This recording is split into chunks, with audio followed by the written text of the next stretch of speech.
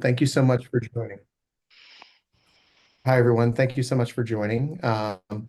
Thank you, Susan.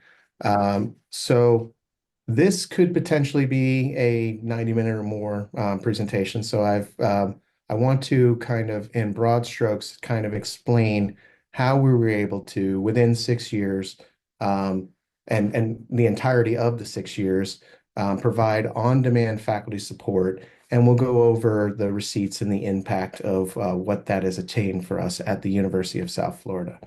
And more than just that, some suggestions that if you are interested, at the end, you'll have an actionable plan for how you could potentially implement something yourself. All right, so let's get started. My name is Victor Ventor. I've worked at USF in the Tampa branch. I used to work for the Lakeland branch before that since 2010. And within that time, I've been an instructional designer, which then converted to the idea of learning designer. I've been a multimedia developer. And primarily what I've done is I've helped faculty through support. And at the University of South Florida, we are a system college. It'll be very important towards the whole point of this presentation. We have the Tampa campus, the Sarasota campus, and the St. Pete campus. We all act as one, and we are considered one university geographically dispersed. So my particular team is called the Innovative Education Department. The Innovative Education Department, and within Innovative Education is the team of digital learning, and that's the team that works directly with faculty for assisting them with creating and designing their online course. And it's a multi-pronged approach, but typically what happens is a learning designer works with a faculty member who's assigned to um, uh, with the learning designer to reimagine their face-to-face course into an online equivalent, and how that's done to create high quality of that course. We have a multiple Emmy winning regional Emmys, 8, I think, and many Telly Awards, many Webby Award, innovative education studios that create high quality, engaging content in coordination with the learning designer. And we have a whole graphic design team that works with the learning designer to create the of an online course that will run for many years. And to how to keep the course running is my team. We're the training and support side, where we partner with the faculty to start basically this never-ending journey for as long as they work at USF to assist them with improving their understanding of how to be an online instructor, the different tools that are available at USF, and the provide pedagogical approaches, curriculum development, and things like that. So we're uniquely positioned, especially when it comes to supporting and being experts for our faculty for all things online learning. And so I'm curious in the chat, and I know we don't press for time, so I just want to know real quick in the chat, provide some ideas of how you typically at your institution provide support. And we'll just take 1 minute to your faculty.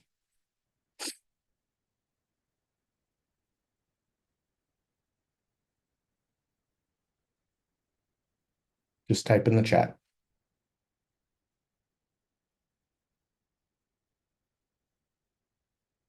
All right, thank you, Katie. Kate, on demand via course offerings, course development programs, and sign instructional designers for faculty, instructional design support on a ticket system. Okay. Thank you, everyone. I kind of made some guessworks because I know how this works.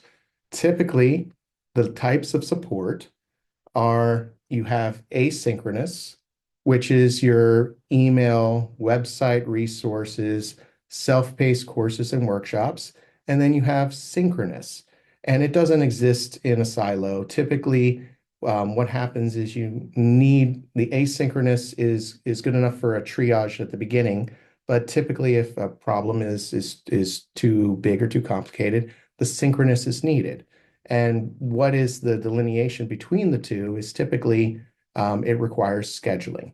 So something might happen on Thursday the 2nd, but because of availability of the staff or availability of the faculty member, maybe the only time they could find to meet is the 6th, which is essentially a 5-day gap. And a lot of the reason for that, we all would want to have on demand, but what we have is we have scale issues. We're a small team at the University of South Florida, and we'll get into how we adjusted for scale. But we all run into the scale issue. We have at the University of South Florida, we have over 3,000 faculty that could potentially message us at any time. Luckily, that doesn't happen because we have a lot of our asynchronous stuff as our triage, but it could potentially happen. And I'll tell you a time it kind of did. But first, let's get into a typical scenario of what an interaction could look like with our instructor, Dr. Patel. So Dr. Patel, we'll run through a quick scenario. She works on an exam that launches in 2 weeks. So let's keep with the 2nd is the date today. So Wednesday the 15th is when it would launch. And she runs into an issue today on Thursday the 2nd, right? And so she emails faculty support, and which is great. Like there's plenty of like this asynchronous email works great. She's able to get immediate response, but the problem is they're receiving back and forth emails about times to meet. And so it is until Monday the 6th that's decided that they could mutually meet. And so Monday the 6th comes around and she meets with support.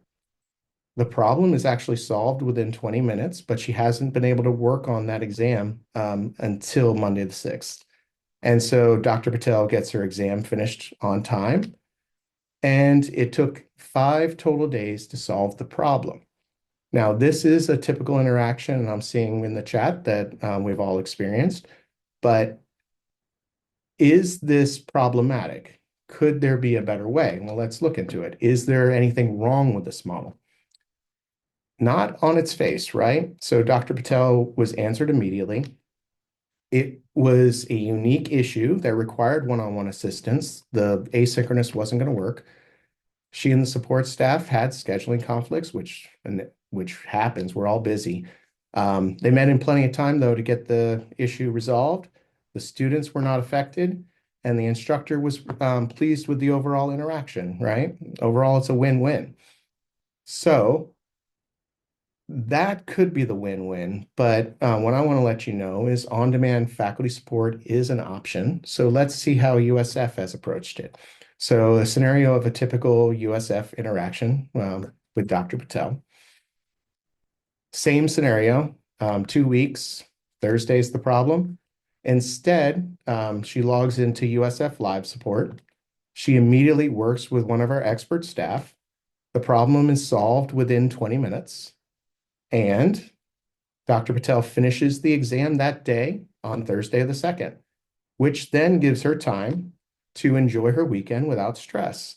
And since the theme of this is carnival, she also moonlights as a lion tamer. Now, anybody that knows lion taming should know that you don't want to be stressed when you're working with taming a lion. They could potentially, they can sense it. So luckily for her, she has no stress during that week, and she's able to go to that Monday, returning to work with no support meeting on her calendar.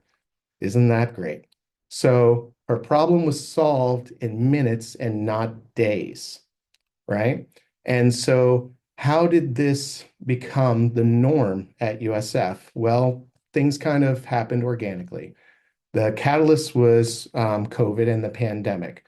What we had was every faculty member became an online instructor, and we had our 3,000 plus faculty members knocking at our door. And so we used old school methods at first. So we set up face-to-face open lab hours physically in a library. Luckily for us, not many people showed up.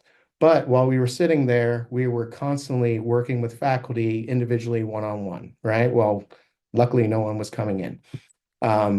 But we decided to change the open lab to online, and really a star was born. We had the live support that came from that, and it became the primary tool to communicate with faculty. We actually were thriving during that time. We didn't have faculty that would just stop by to say for questions and answers. We had plenty of that, but they just wanted to stop by and say hi. We built a strong community. And one individual, actually a couple individuals from the art department would come in and play us music. We had very talented pianists that would play us his original scores because he was bored during COVID. It was a beautiful time. Um, the team received recognition by the provost for a very coveted award, not specifically for the live support, but since live support is the core element of how we were able to thrive during COVID, we were recognized. All right. And we have data to prove it, and we've kept it going. So over 5 years of data recording, we've answered over 11,000 live support questions. And these are questions, if we go back to Dr. Patel, that didn't have to wait the 5 days to potentially be answered. So that's 11,000 smiling instructor situations. Well, let's get into some elements of what makes the innovation of live support so simple, but so effective. So all live support is just for us, because we're a Microsoft school, is a perpetual Teams meeting that we started on March 20th to the present. Because it's perpetual, it's accessible by the same link since the very beginning. That is the secret sauce. Faculty know and trust that they have this link that's bookmarked. Our staff we were able, because we have the system, we were able to staff our live support where someone's waiting in live support to answer questions with our faculty. And from that, we got consistent staffing and consistent messaging.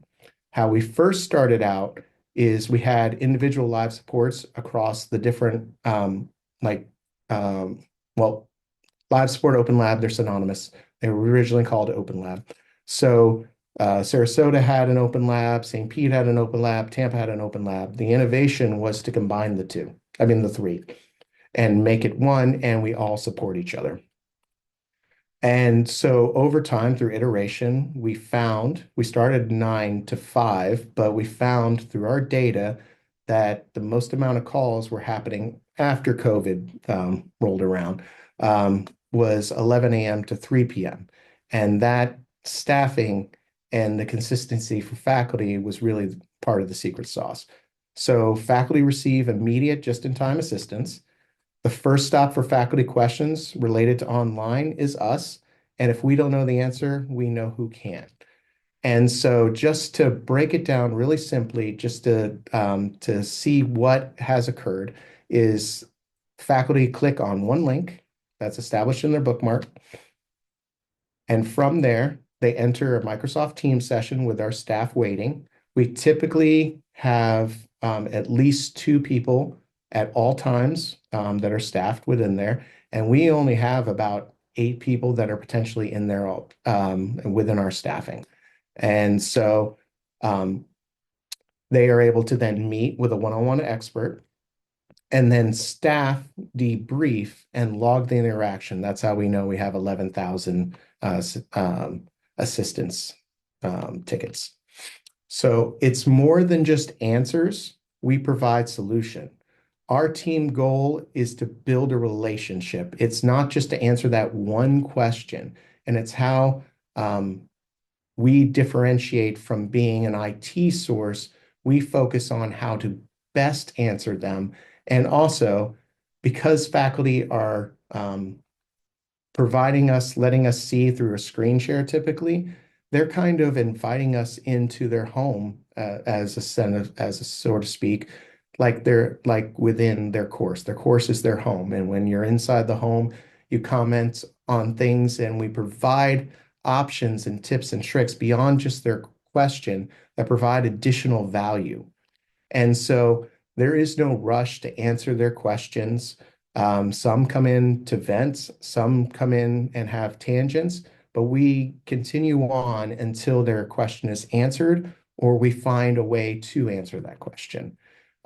We've become experts from our collective thousands of hours of boots on the ground experience, and we become workaround artists. If a question requires more nuance, we do schedule to meet with them later.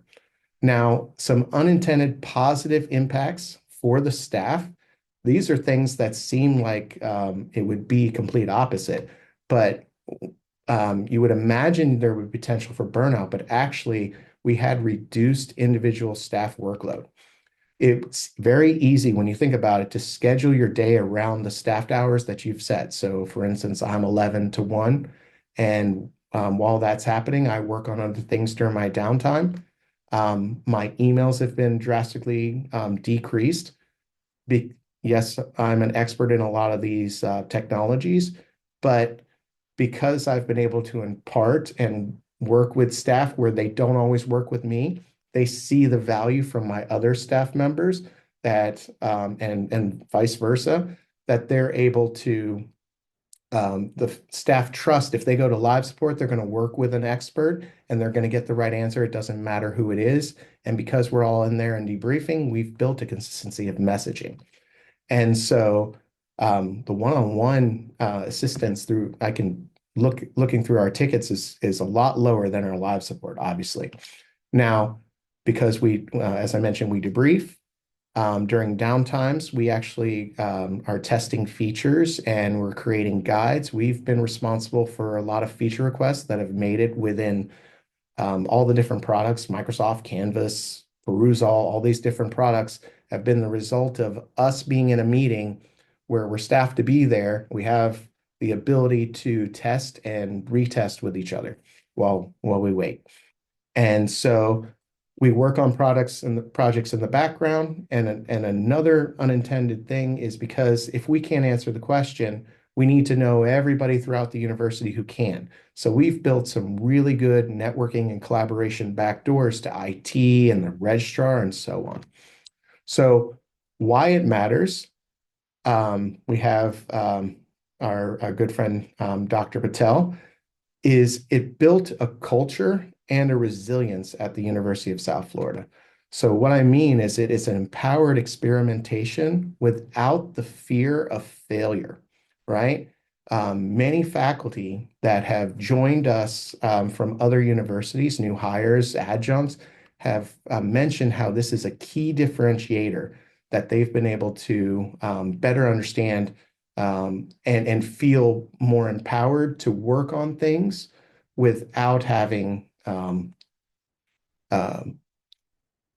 without worrying of maybe the 5 days. If they're working on something, their 5 days where their safety net that they're able to get their answers done and move on, that this doesn't become the main thing that they focus on as an instructor. So we have Dr. Patel with her safety net, and she feels confident enough to walk on it while carrying a laptop.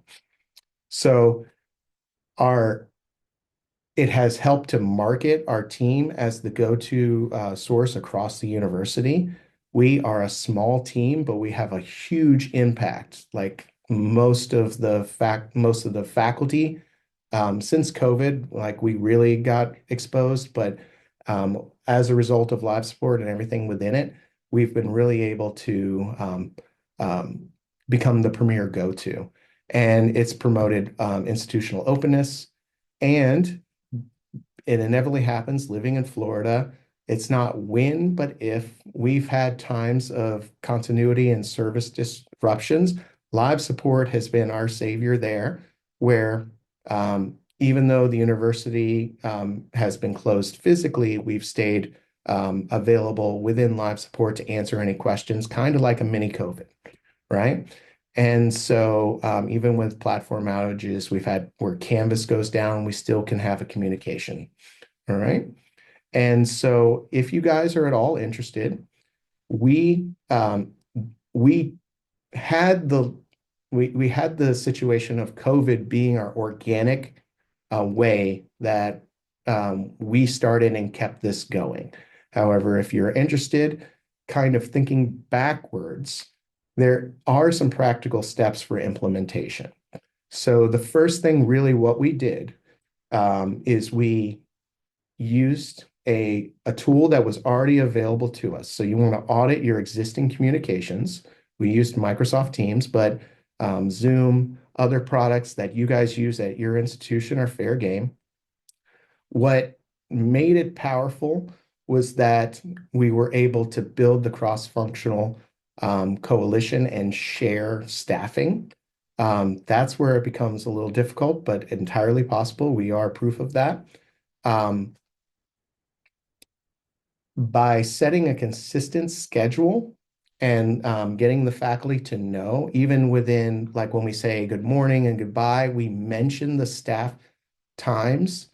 So we say, live support is now open from 11 to 3.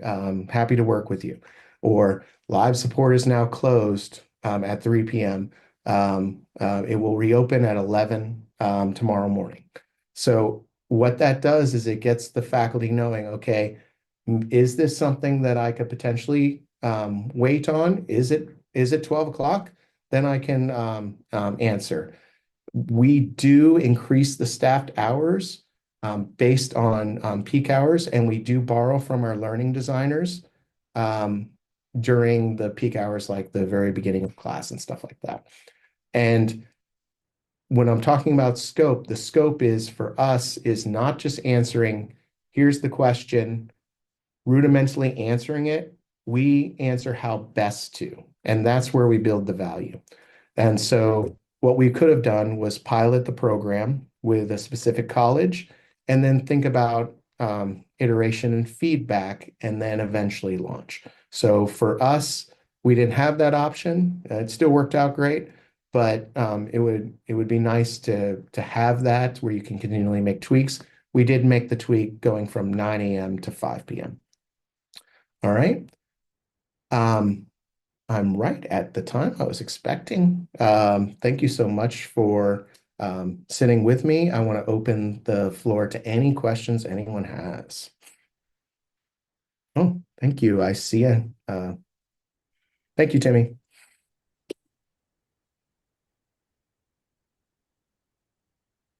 I had a question about attendance. Yes. Are the open drop-in support sessions typically well attended, or are there Yes. days where everyone's just kind of working and doing their own thing and waiting for someone to pop in? Yes, we are working, doing our own thing. Tip on the slowest day, looking at the data, we typically have 2 to 3 faculty member join between the 11 to 3. Okay. But we've had times where it has, especially, we didn't even record for the first year of COVID. We recorded in 2021. So that 11,000 tickets essentially equates to about, I think it was 14 on average, because we've had times where it was about 20 a day or more. But that's where we have overstaffing. But that data is the key source to help us of, okay, we know these are peak times. You have to be proactive, but we get with our learning designers and they're available out on call. We could have 2 to 3 faculty sorry, 2 to 3 support staff sitting within there waiting, but there's always someone available as the secondary to come in anyway, Do you right? stagger it for the staff that are manning it? Do you stagger it Yeah. where Yeah. like So people are only in there for like an hour at a time, or are they in there the entire I 11 to? typically, yeah, it's typically a 3 hour. Okay. Yeah. And it, We have kind of two different things that we do. We have mhm, our online teaching mentors who are faculty. They get release time for being an online teaching mentor. So they have a 12 to 3 block on Tuesdays and Wednesdays called FSW Open, FSW mhm. Online Office Hours. But my team is the instructional design team, and I just give my IDs like a sign up sheet and have them man it for an hour. And we only do that at certain times of the semester. So, like the beginning of the semester, when we know a lot of people need support, we're doing several for this to get people help for accessibility. We did some in March and some in April, and we don't really get a good turnout. So a lot of times the support staff are just kind of sitting in there working and waiting for people to show up and might have like one or two come during that window. But I think And I would the say that's still a consistent link, like you success. said, that could help. Even the one or two is still a success, right? Uh, Yeah. there's nothing wrong with I have to work on projects anyway. So there's nothing wrong with me having something open Yeah. during that time that if someone comes in, that's fine. But it's not just that. Like I was mentioning, like the staff, sometimes we just share about our day to each other. We're able to collaborate and things like that. Even though it seems like it's a small thing of just two, um, over time it builds a lot. Do you find that you have like repeat attendees, like people that come back again and again and again? Yeah, in my longer presentation than 30 minutes, there's a lot of data that we've seen of faculty kind of if they're asking us a question, say about how to use quizzes within Canvas, those same repeat faculty come in and they've had a scaffold approach of they're no longer asking about the basic elements that they asked before. They're now asking about a more advanced element. Um, that it really we can see the impact of what we're doing, that faculty are they're seeing this as an additional learning option for their professional development. That brings up another question. Mhm. Do Mhm. you ever like theme the sessions where you're going to cover a certain topic during that time, or is it just based on whatever they need? It's all based on drop-in support. Okay. Yeah, Okay. yeah, Thank you. And go Bulls. yeah. Thank My you. Yeah. my daughter I- graduates from there in May. So oh, yep. Oh, yay. congratulations. I would say anybody that chooses to be a bull is all right with me. And what better way to end it? Thank you so Yeah. much, Victor. We really appreciate it. Mhm. We are headed back into the main room to start our break, and then we will come back for the second round of presentations. Again, thank you, Victor. Wonderful presentation. Thank you. Kate, we